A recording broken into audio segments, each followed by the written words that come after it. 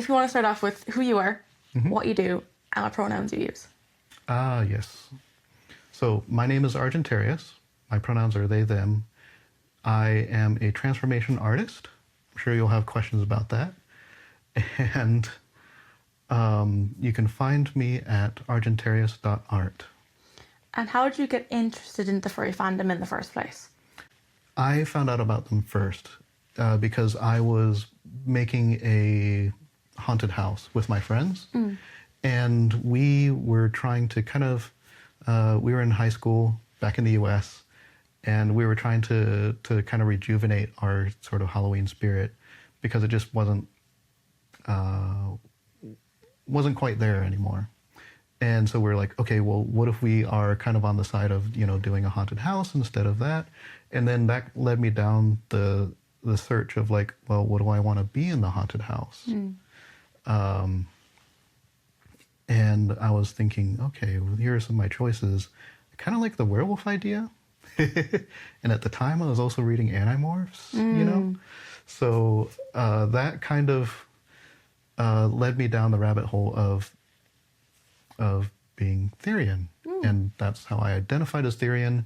And that led, in a roundabout way, that also introduced me to the furry fandom.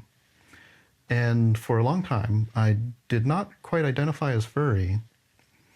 It wasn't until, I would say, maybe, I don't know, I want to say like 5 years or so after I was introduced to it, that I was like, okay, yeah, I'm furry as well. It got you. The furry curse got you. Exactly. I got bit by a furry once, and now I'm a furry. To be fair, that's fairly accurate. Like, it's the common thing that happens. Like, oh, I'm not a furry, but, and then like 5 minutes later, you've got like $10,000 fursuit. Oh no. We know what you are. Not everyone has $10,000 laying around, but yeah, I got you. How did you get interested in body transformation? So, very good question. So I started very young, interested in makeup, interested in face paint, honestly, like also related to Halloween. Halloween is my favorite holiday. Mine too. Yeah. And luckily I came to its origin, place of origin, But it sort of ties into my desire to transform into an animal. So a lot of like, going back to Therian, a lot of us want to transform either spiritually or mentally or even physically. Body paint is my physical transformation. And when you look in the mirror and you see yourself transformed, it is kind of a magical experience. I mean, you experienced that earlier today, right? Yeah, it was a lot of fun. Yeah. And like the amount of times I went, oh, that's a cat. But wait, that's me. Oh. Exactly. But I'm the cat. Exactly. Like I've had it small scale where like, okay, I've got 2 fursuits, so I know it's like step into another character and like look at yourself back and go, oh, that's Ink or that's Kyra, or it's insert your persona's name here. And like I wear my ears basically as like my everyday wear, but there's just something very unique about seeing it on your face. And you go, oh, like certain expressions you have yourself come out in this character as well. And you're like, oh, this is so fun. No. Like I've seen it as well, like being in drag sometimes. Certain ways, like I move my nose, for example, and then I see it, and I'm like, oh wait, that's my mannerism, but it's my, if you will, like a true form. Yeah, it's really nice. Yeah, and you don't have to be or identify as a furry or a Therian to enjoy this kind of art. I've been everywhere. Everywhere I go, I carry my paints, or I used to paint people and give people this experience, I'm so glad we were able to do this together today. And I hope that, your listeners will be tempted to go onto YouTube to watch the video, So what does it take to start from like an idea of a body paint or transform or a design to actual execution of it? Well, that's a very good question. So The fun thing about body paint is it doesn't take a whole lot of work to get started. All you need is a paintbrush and some paint and some water. I use water-based face paints. Easy to put on, easy to take off, and you know, if you rub your face, it's actually it doesn't transfer. Pretty robust. So now if you get it wet or you perspire, then things change a little bit. But to get started and to get into the design, funny enough, the old Cats the Musical movie is a big inspiration. The old one. Whenever the word cats in terms of the musical is mentioned, I think of Taylor Swift and James Corden with no cat butts, and I'm like, no. Oh no. Oh my gosh. Yeah, the old one was a huge inspiration for me. I took like a lot of the movie stills and, you know, deconstructed a lot of their face paint designs. And what's funny is that I wanted to map that into like doing like wolves and stuff, coming from the Therian background. But cats were kind of like an early specialty of mine and often commonly requested. I wonder why. I wonder why. They look... Yes, exactly. Likely asses. But it's go on. Sorry, going back to answering your question. So to get started, I would recommend anyone who wants to get started to just try and simplify as much as you can. Maybe start with one color. Like if you want to do a cat, maybe try a spotted cat like a cheetah or tiger and just focus on the stripes and the patterns in that. The other thing that you can do is follow a tutorial. I'm actually making tutorials right now. I have one for links and I'm planning to do more. I'm hoping to make more materials for people to get started and also breaking down exactly what, like how it goes. So typically if I'm making a new design, what I'll do is I'll deconstruct like layer by layer, you know, so for your face specifically, I do the white first, then the blue, then the purple, come back in with the white, and then I did black kind of as a kind of a halo border there. And there's a little bit of like brush technique. So a little bit of brush technique goes a long way, like to make the textures and to blend and just kind of knowing, okay, if I lay this color here or lay that color there, it does this. I'm not sure if I'm making perfect sense, but I hope to expand on this later in my in some of my other videos. So I know, like I've mentioned, about, you know, stepping into fursuits and seeing that character come to life. Would you typically wear your paintings? What's the particular term? Oh, would I? Sorry, say that again. So is it like, would you wear? Is it paint you'd wear? Like, if you were to describe being like, I would say fursuit, right? So. Oh, okay. Do you wear like your skin? Is it like, is water wet? Like that's, you know, that's the real question here.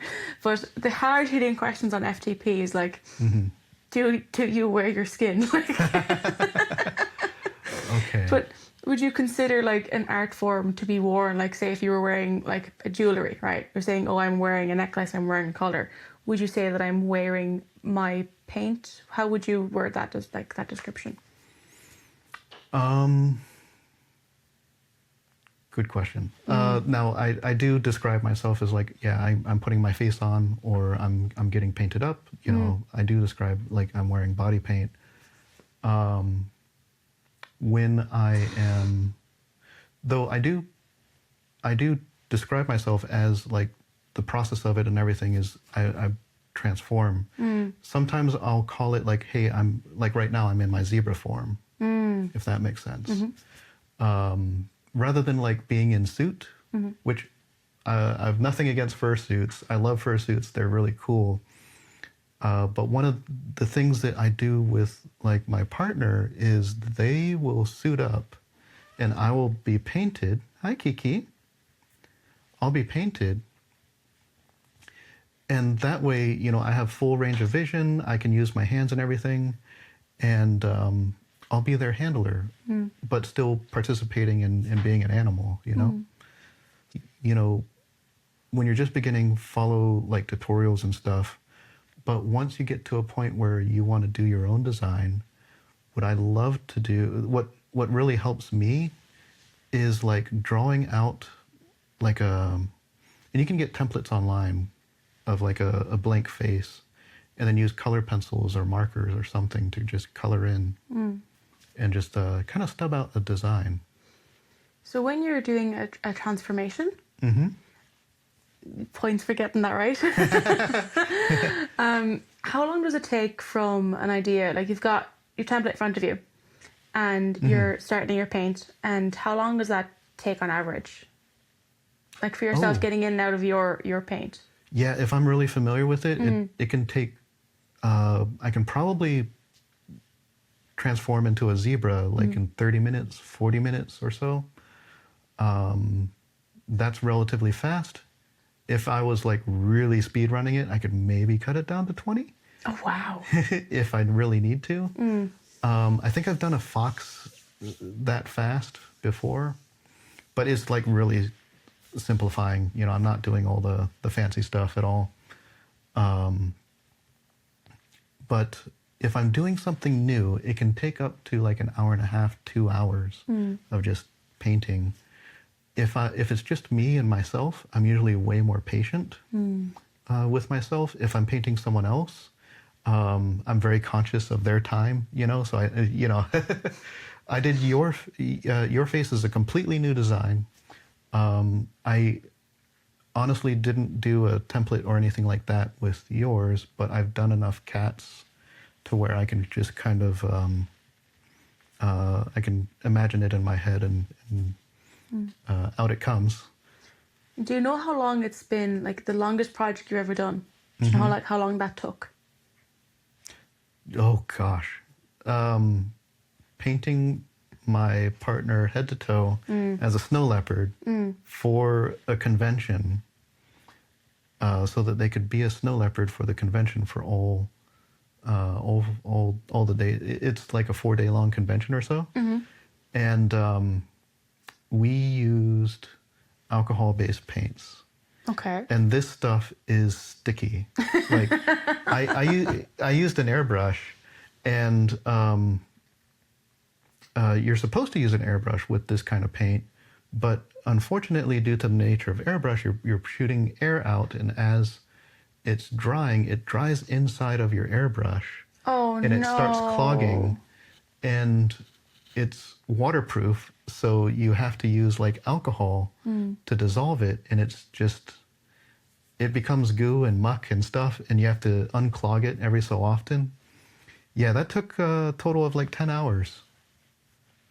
Now, we did do like food breaks and stuff. Breaks are important. Yes. Regardless of what one's activity is. 6-2-1. 6 hours of sleep, 2 meals a day, 1 shower. We took a break. That's good. We did, yeah. We took a cheese break. Yes. Of course. Of course. I made whoa cookies coming over here. Yes, they were delicious. Thank you. I spent so long making them. Oh, I really appreciate it. I started at like 11:30, and then I finished at 2:30, and I sat down and I went, I am not moving. No one is going to move me for at least half an hour. And I fell asleep. I passed out on the couch. It was grand. It was totally grand. Now, speaking of going to events and being transformed and having someone with you in a fursuit, is there ever a fear of paint transferring onto fur? Like if you go to hug someone, or if you go to like touch them or take a photograph or something? That was a very good question. So if, for example, if it's just a face, it's easy to control. So like if someone comes in to hug, you know, I just lean a little bit away. If I'm not perspiring or anything like that, or no sweat, it's not going to come off. So I can rub my face, nothing. And it'll be grand, like, Yeah.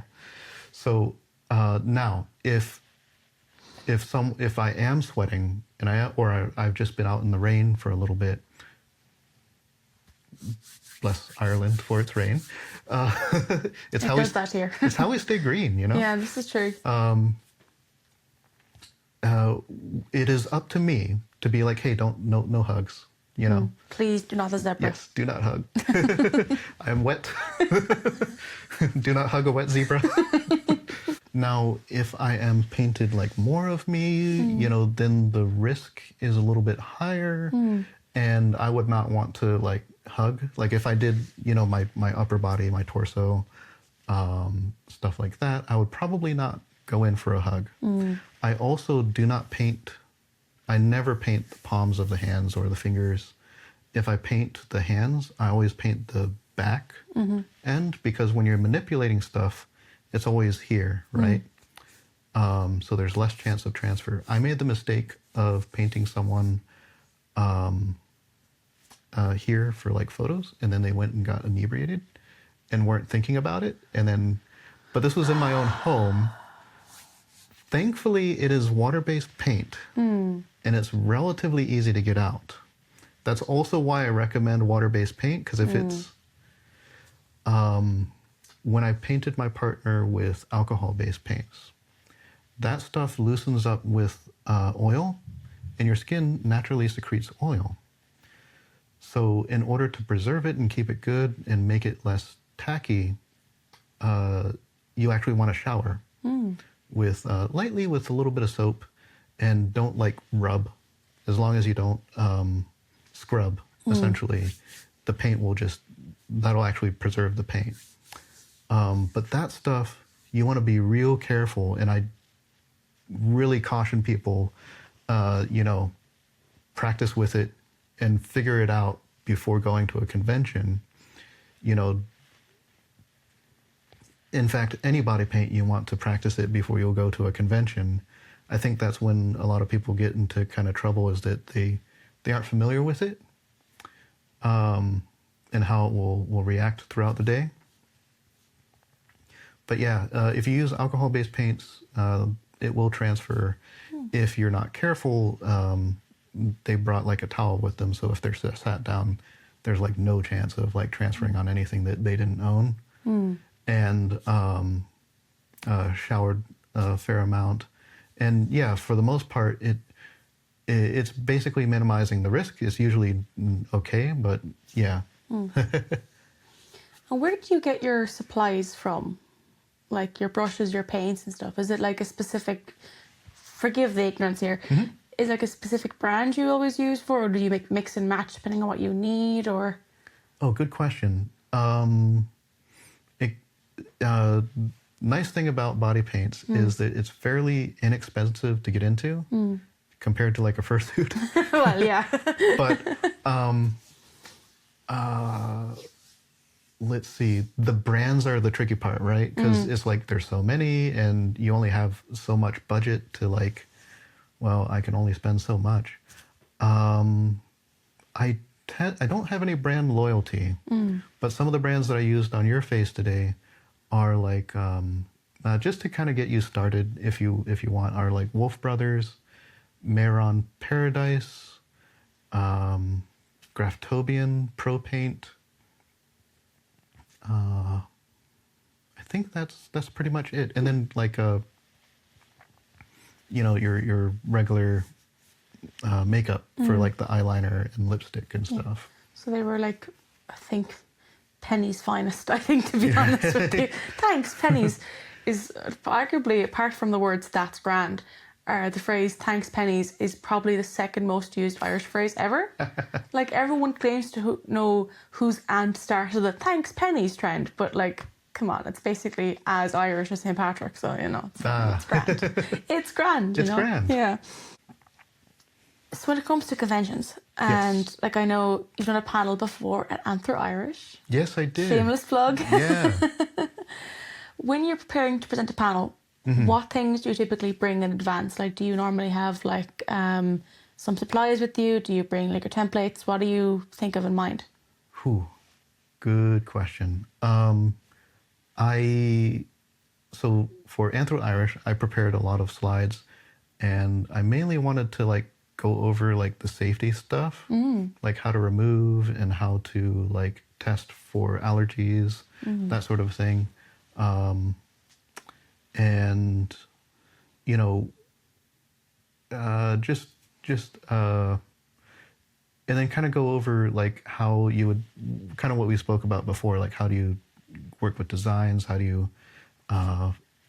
do tutorials, how do you get started, what are some of the brands and materials that you want to use and look at. I've also done it where I've actually painted someone during a panel. I didn't at Anthro Irish, but I don't know how useful it is when I do that, because when I'm painting someone, I'm like not talking a whole lot, or at least in the past. Maybe I could do that now. I don't know. You're a bit like me, so you go keyword when you're focused. Yeah. A little bit focused. Blinders. Which is ironic for someone that like has a hobby of talking. Yeah. Fair. Yeah. But I think now that you mention it, I think if I were to do one again, I think I would love to try and involve more people in it and see like maybe I'd bring like some templates for people to maybe color in and get people thinking like, if you were to paint a tiger, how would you do the base coat, and then how would you apply the stripes? Where would those go? Yeah. So I know you were saying about painting other parts of your body as well outside of your face. Are you right-handed or left-handed? I'm right-hooved. Right-hooved, sorry. You're fine.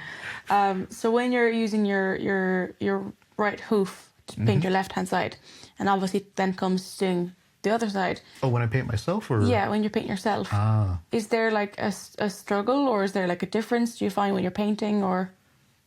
Interesting. So actually in the links tutorial, I was showing one of the methods that I do, which is I kind of pull my arm across to paint. When I was painting you, to do the other side, I was doing this to kind of get the same sort of angles, but with my still dominant arm. Some people... I'm trying to think like left or right, yeah. Some people will try to do it ambidextrously, but I've just kind of learned how to work around that. So it's about like tips and tricks as you kind of go on your journey and experience more things. Yeah. And I didn't know many people haven't tried that.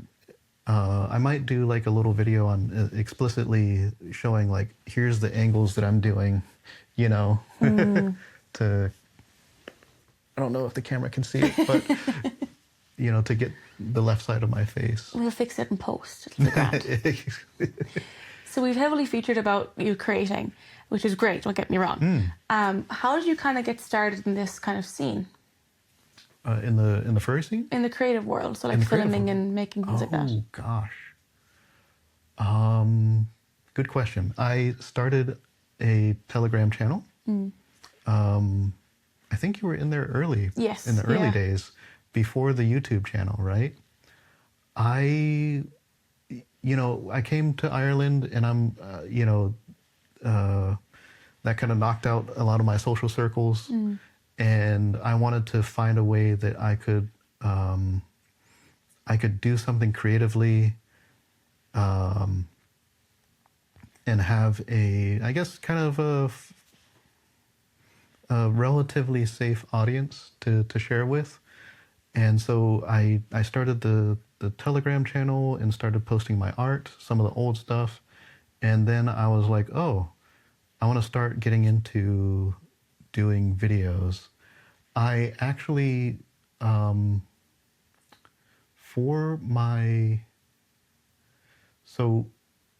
it's kind of a two-part thing, because before, what we used to do, I used to sell stuff at furry conventions for my partner, but it was like the chainmail. But what happened is, big pandemic, big lockdowns and stuff, shut that down. We tried switching to online, and they were actually like doing like streaming and stuff. So they were the star of the show, and we would paint ourselves up and get on stream and do. We tried that for a little while. That didn't quite pan out, and we were also in the middle of trying to move to Ireland. So we had our hands full with that. But once we arrived in Ireland, I was like, hey, I kind of want to do some artistic stuff. And it just kind of grew from there. And here we are now. Yeah. Here we are now. And lo and behold, I guess creativity attracts creativity, right? And I've met a lot of creative people here. There are so many creative souls in Ireland that it's an amazing community here. And that also inspired me. So looking back, do you have any favorite projects you've done over the years, and what were they and why? Honestly, what I'm most proud of is giving people that experience. When they look at themselves in the mirror and they see themselves transformed, it's like that's, the whole cat, me, cat, me, cat, me, I am cat. Yeah, that not mind shift, but definitely mindset change of a lot of the time we look at ourselves and we go in unfortunately our human form, and then you go, oh wait, there's something very unique about looking like this when it's you and your skin under there. It's like when you're in a fursuit, you take the head off and you've got you've got, for my case, you've got Ink's head over there, and I'm still half in suit, but I'm still the human form. And you put the head back on again, and you're off you go again.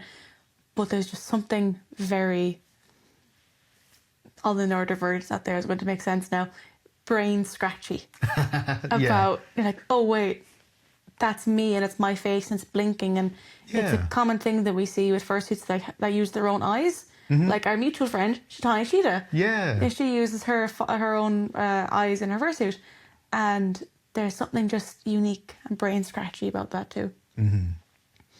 Now, speaking of creative platforms, we have to go over dinner soon because hungry. Yes. All this creative artwork takes energy and time. It takes time. It's not like you can put on a head and take it off. Yeah. So before we love you and leave you for the evening for our dinner, where can people find you online, please? You can find me on YouTube. My username is Argentarius. You can also find me on my website at argentarius.art. And through there, you can find my various other social media and platforms. Fabulous. Thank and you. On my channel, we're going to show Ink getting inked up.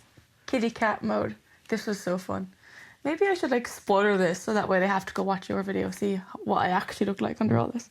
Ooh, yeah. So the thumbnail is pixelated and stuff? Yeah. Like, oh, I went to Argentarius' house. Look what they did to me.